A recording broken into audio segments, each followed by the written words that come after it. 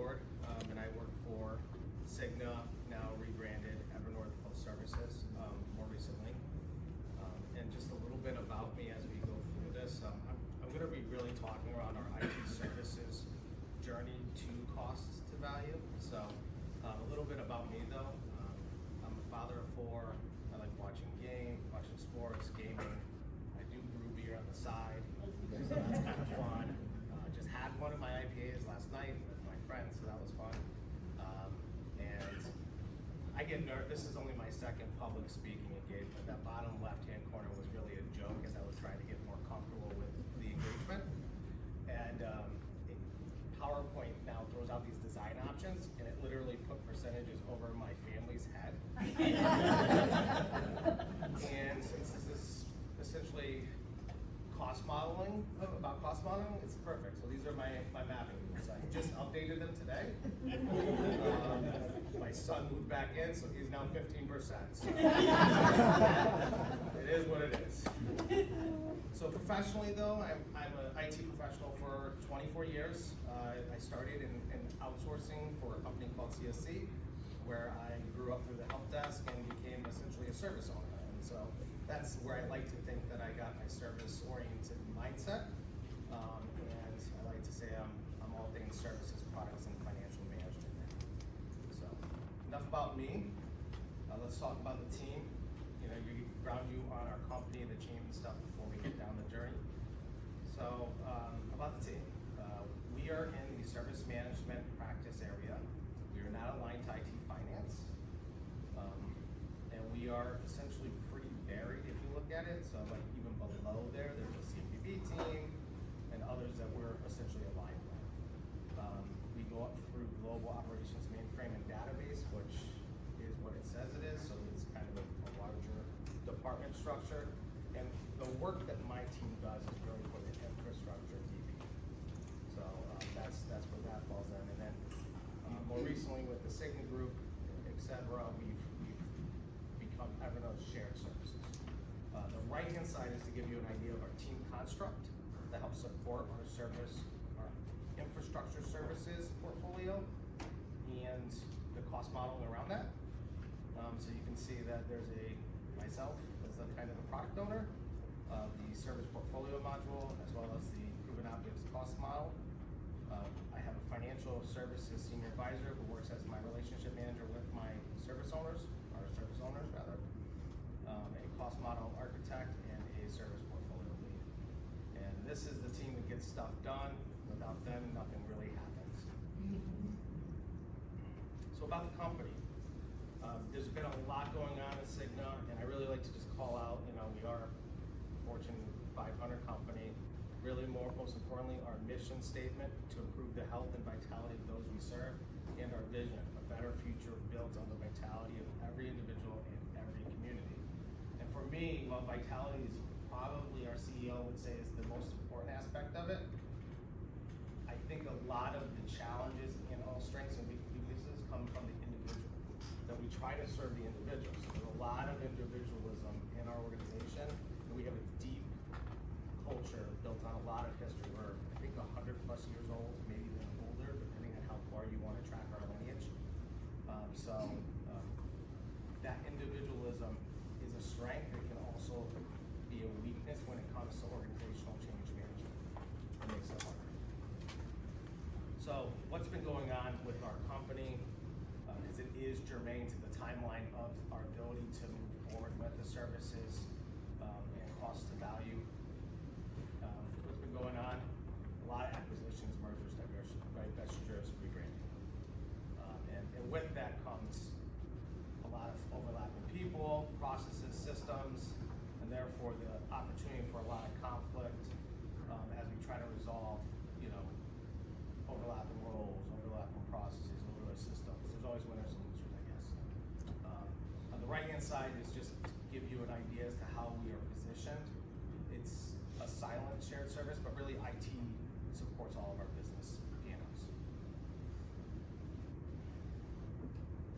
So, starting the journey, cost of value. What started, or what was the impetus for this change?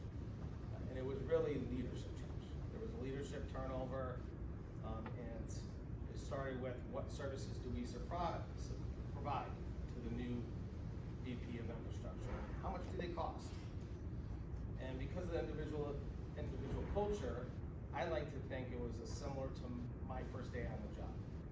He came in, he asked that question, and someone gave him a laptop, gave him the global address list, and said, for you to be successful, VP, you must understand what each person's name is and what they do.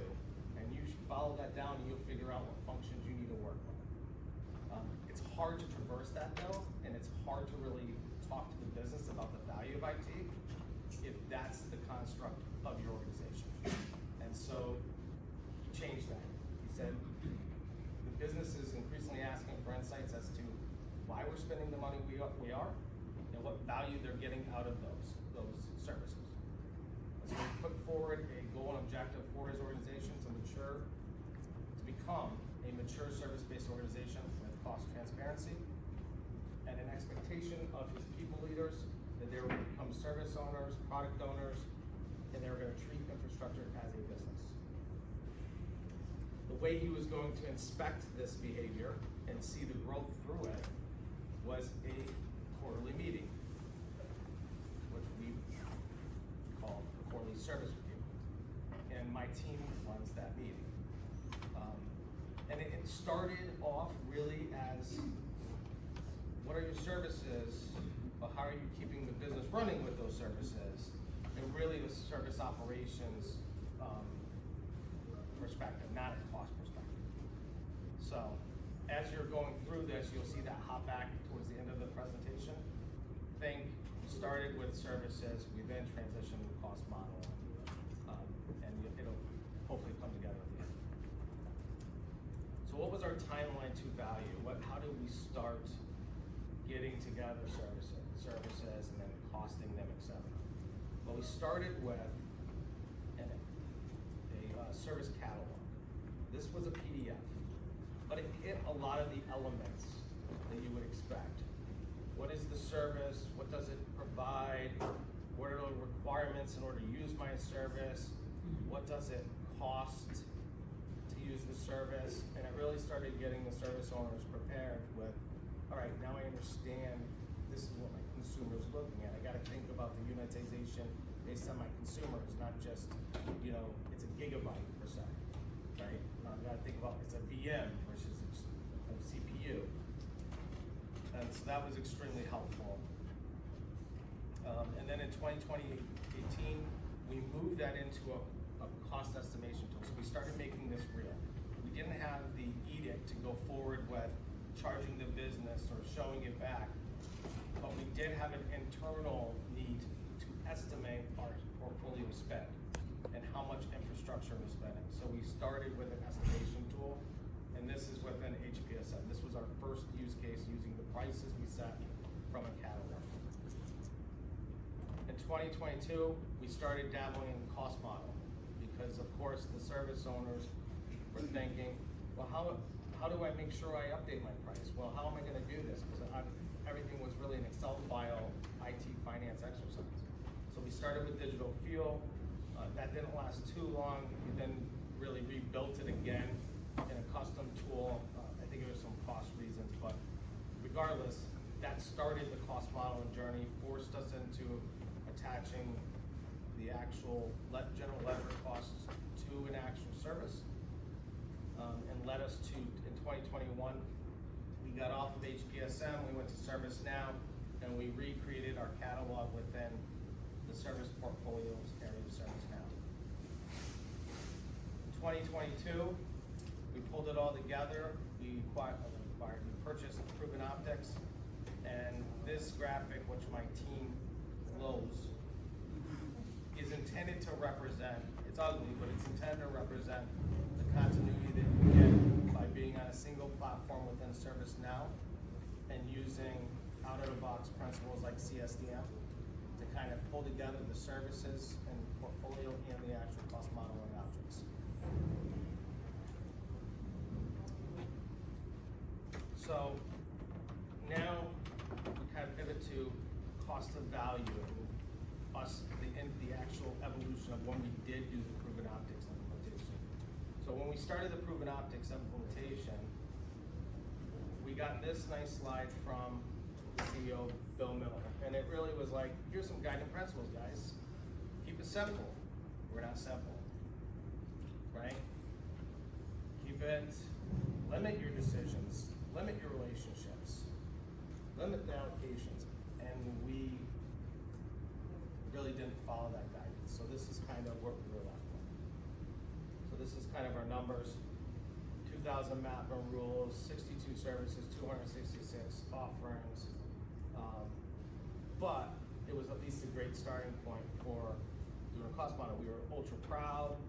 We're now actually, in addition to the service ops, we're gonna start showing cost model reports at our QSO. So we're, as a team, we're ultra excited. And we're excited because we think we know our definition of why. We have our total cost of service by offering. We are being told we're gonna use end user costs. We are now dealing with application hosting, so we're being able to show our business application and what that costs. And obviously our VP wants to know the total cost of ownership by P&L, so he can explain where his services are being used. And we're ultra excited, we're ready to go. We know our why, which is really important. And we go in front of our VP, and this is the feedback we got from our service owners. And it was ultra deflating, right? You know, all of a sudden you're in a room with your VP and you're listening to them saying, I don't know what you're talking about, I don't know about that. Right, we moved too fast is really the answer. So there was some underlying issues. It's bad to talk about your predecessor, but I will just say the predecessor really loved cool stuff. You know, change, fast change. I'm gonna talk to you, and I'm gonna talk to you. And we'll just mash it together, we'll make it work. And that's not really how people are able to process. You kind of need consistency, slow change. And so that was one of the underlying factors. We were finding out we were moving too quickly for our own good. Our service owners weren't able to keep up with the changes of the way we were allocating costs, et cetera. So what we did to do that is we just slowed it down. Let's just slow it down, and if I'm gonna do something on your behalf, I'm gonna tell you how I'm gonna do it on your behalf. Or even better, I'm gonna stop doing anything on your behalf. I'm just gonna let you come to me and tell me when the numbers are wrong. I'm gonna educate you on what they are and let you make an informed decision. And so that was helpful. We also realized that one of the reasons that they were saying that, you know, my numbers aren't right is because I don't have an IT finance background. And I didn't have the street cred to really deal with that. So they're like, yeah, it's just John, whatever. So I hired an IT finance controller. So now all of a sudden I got the street cred. And I said, hey, Tim, you go partner with these guys. You explain the numbers. They're gonna believe you. They're already working with you in Excel. What's the difference between Excel and a cost model? And that was tremendously helpful. And then the third, I forget the third thing that I was gonna say, so I apologize. But so we started trying to change just the perception, and that really helps. And where that leads us? So from a cost of value perspective, there's kind of two ways that I like to look at it. One way is are our service owners able to articulate the demand of their actual service and the impact of that to the business. And the other way I like to look at it even more simply is our VP happy?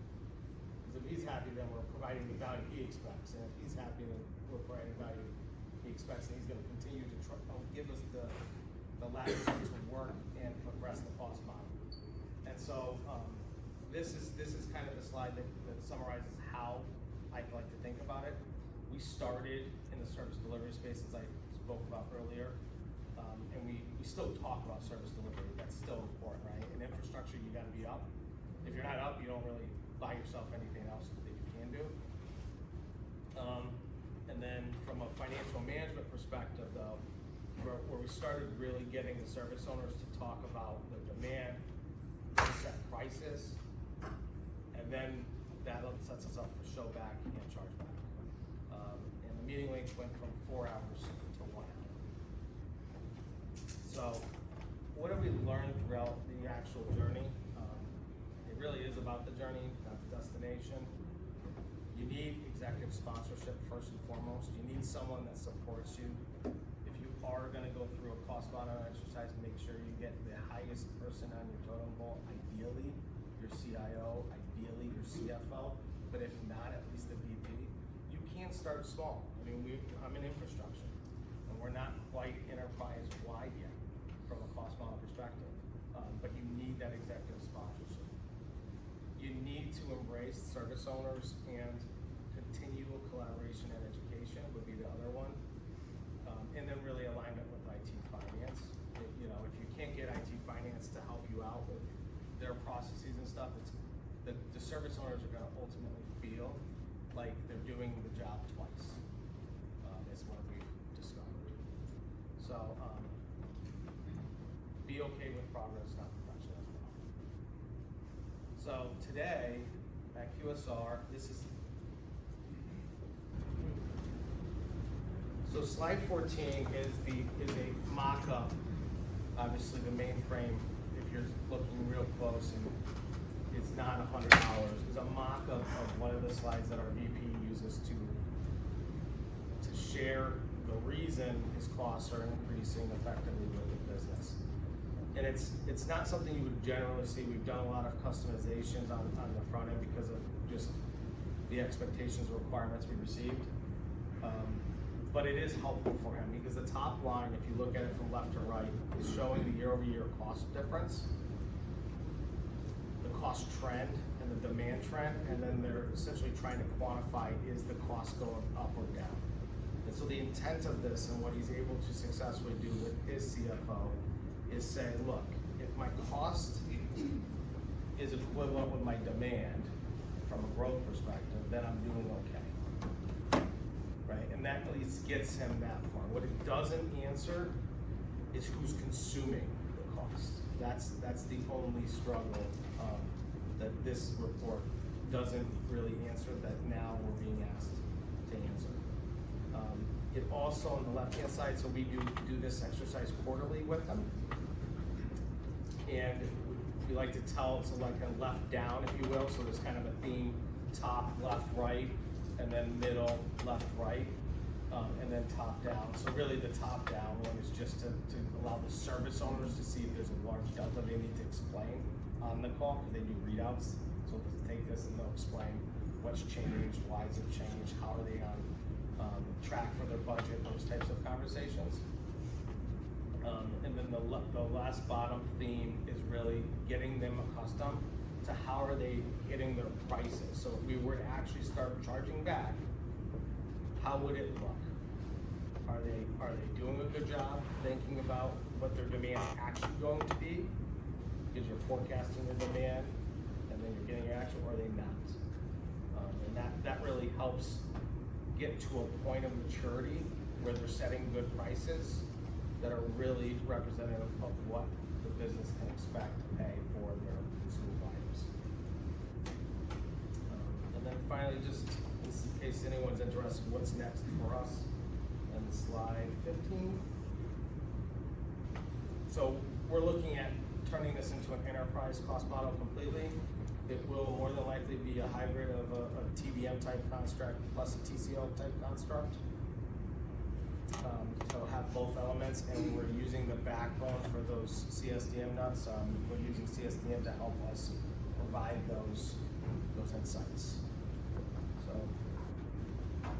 with that, I'd like to open the floor to any questions.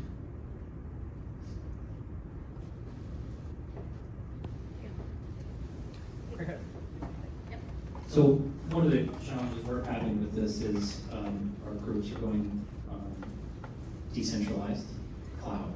So I was curious, which makes this much more difficult. I'm curious how much of your infrastructure is on-prem versus cloud, and how much your development teams are using things like infrastructure as code and service to decentralize. Yeah, so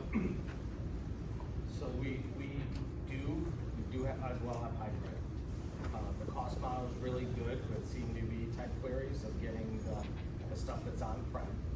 For the off-prem, we can still get the same insights though through, I think we're using Cloudability for the off-prem stuff, but we get the insights and then we feed those into the cost model. So we use the proven optics cost model to feed, to kind of integrate the data to show that cost. I don't know if that answers your question. So yes, I guess you're Still focused on the service offering, but I guess you have a slightly different mechanism of getting that data through cloud. You got it. Yeah, so the other thing that we do is for cloud, we actually charge back. So I can show the cost terminating, so I can get the demand for my VP. While up the model, I can just let the general ledger, the expenses that are being credited and debited out of cost centers, show at the consumer. So it's still, it's a mechanism, central versus a vertical where each group is kind of doing their own. Right, because we have a centralized team that's helping ensure that we're sending it by the account. So yeah, so it's by to give you some context around how we're doing it. In the cloud space, we're looking at based on the account and whose cost center that account goes to. But we do a centralized, the way we get around the headache of the decentralized is we just have a centralized team that does those credits and debits, so it's a single. Yeah, we have a cloud COE that supports that behavior. So we want to make sure that we know that they're using the right services for our healthcare sector.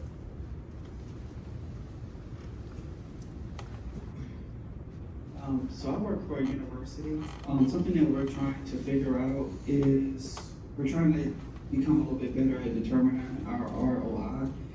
Do you guys have like a contact or some type of engagement in which you were able to kind of assist in getting that information for your ROI? Yeah, so right now, you would need the business services layer to be able to start saying like, what is the cost of the claim, and you would have to have your portfolio kind of telling you how much you're spending on the portfolio funds to then see whether your ROI. So the answer right now is no, but we're working towards that. We need to build out that top end of the model. Yes. So can you expand on how Cigna Optics has helped you guys get where you are? Sure. Or your cost model, things like that? Sure. So one of the nicest things was really like the guardrails, right? So we built our own. In the timeline, we really kind of built our own in visual field before, and then another time we built our own. It just didn't go very well. And so what that leads to is everybody gets it their way. And in reality, you don't want everyone getting their way, because then you have inconsistent ways of allocating costs, and it looks messy up the month.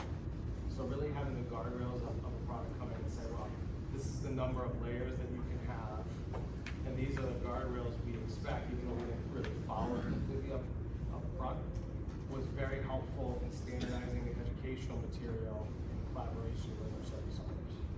So that was a big win. The other piece is because you're either integrating with ServiceNow, or you're integrating, or you're sending data in or out of ServiceNow to do a cost model, regardless. And so having it all on the same platform was extremely helpful because we could then do other things. So what I didn't share again was, I mentioned CMDB. Well, I am aligned in the same area as CMDB. If you want the insights on your ServiceNow platform, you need a very strong CMDB. A cost model use case supports that. So when I'm able to use CMDB queries in some spaces, but need to get load files in others, it's a great opportunity to change that paradigm and to actually get the demand and the consumer information from ServiceNow just by using queries and getting better data within CMDB. So we integrate into ServiceNow instead of sending our data out of ServiceNow. And do you create any kind of dashboards or executive reports, things like that, For our cost model, yes. that they can check monthly or? Yep. Yeah, that's for that's a snapshot of a single service. But yes, we have that level, we have a service, so yes. Great question. ServiceNow dashboard? We're using Tableau.